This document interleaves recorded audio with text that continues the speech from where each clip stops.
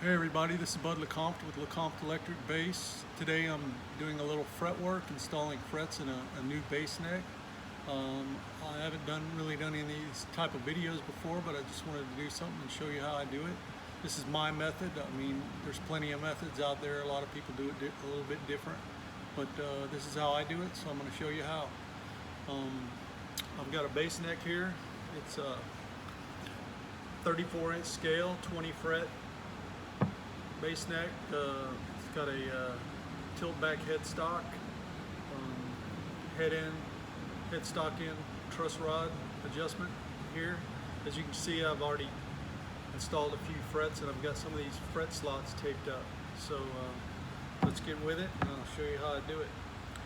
First thing I do is, of course, you buy your fret wire and it comes out straight. When you buy it, it comes in a big tube and it's straight like this. And it's covered with like a greasy film on here. It has like this oily film on it. You got to get that off first. You got to use some type of grease and wax remover or acetone, paint thinner, any kind of solvent thing like that to get that off. And you know, you can see it comes off black on your rag, and you got to wipe that off real good, especially on this tang side.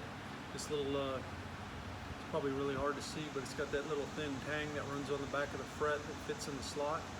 But it comes straight like this, and the first thing you got to do is clean it, and then you gotta bend it. Now this is a homemade bending jig that I've had for a long time, and I basically just stick the fret in there like that, and then I'll bend it like this in short sections like that until it starts to come out curved like that. Now it's a little bit overbent. This radius is going to be a little bit smaller than the actual fingerboard radius, and that's just so when you drive the frets in, it bites a little better, and it tends to hug the fingerboard a little bit better. So after all that's bent and stuff, you end up, you know, with your fret wire like that, and of course you got to cut them down to size. So I'll use this little cutting tool thing, and I'll just kind of lay it up here and along a fret slot right here, and I'll just eyeball it.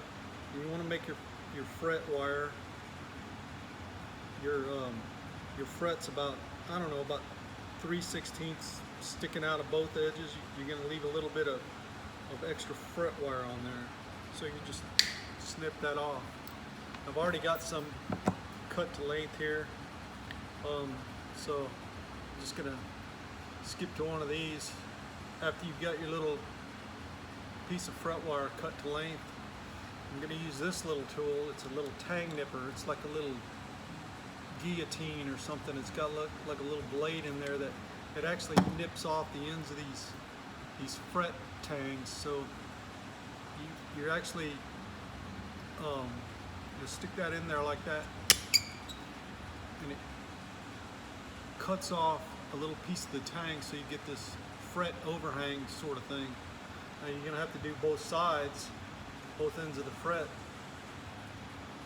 So you don't want to take too much off, but you have to kind of constantly check yourself. I'm still a little bit long here.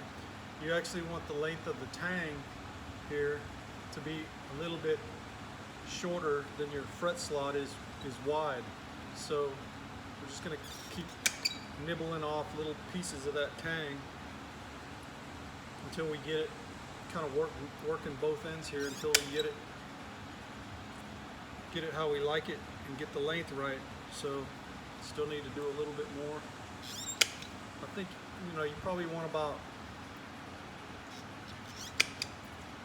a 32nd of an inch, somewhere around there, just a little bit more.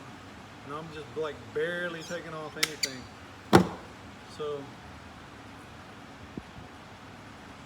that looks about right there. So that length of that tang from here to here is shorter than the width of the fret slot. So once you've got that ready to go, I need to put a little glue in the slot first. Just use some wood glue, whatever you got laying around. Doesn't really matter. I like this white stuff. especially on these maple necks. But I like to tape off the slots.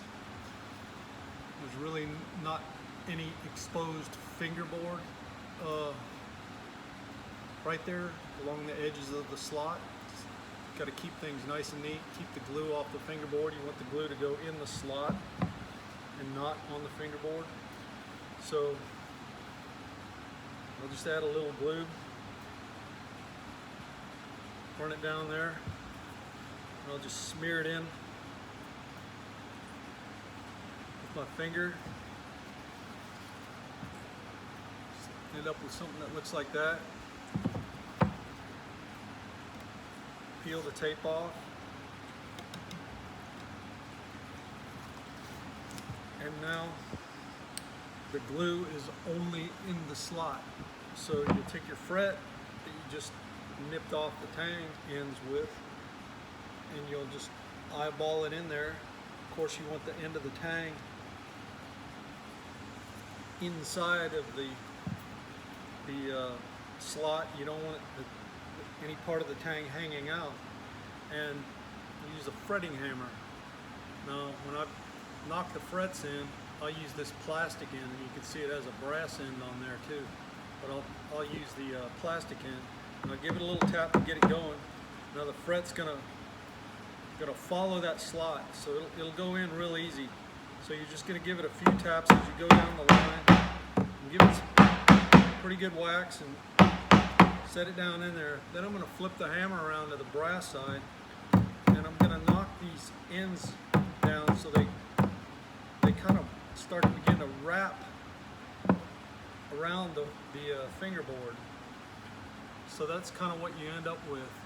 And there's a little bit of squeeze out right there at the end of the fret slots. That's okay, leave that there. We're gonna fix that tomorrow when that dries. So as you can see, I'm kind of spread out here with my the way that I install frets. I like to bounce around and then sort of work my way towards the middle. You can go down the line. I just prefer this. I think it when you kind of just follow and go down the line, it tends to bow the neck a little bit when you're installing frets. So I don't really want that. It tends to put like a back bow in it. So I bounce around a little bit, and that's basically it. That one came out really good. There's no squeeze out or any glue on the fingerboard. It was just the right amount of glue.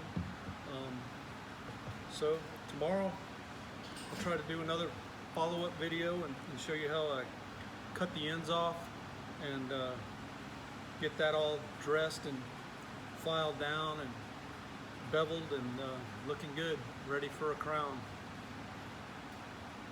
Have a good day.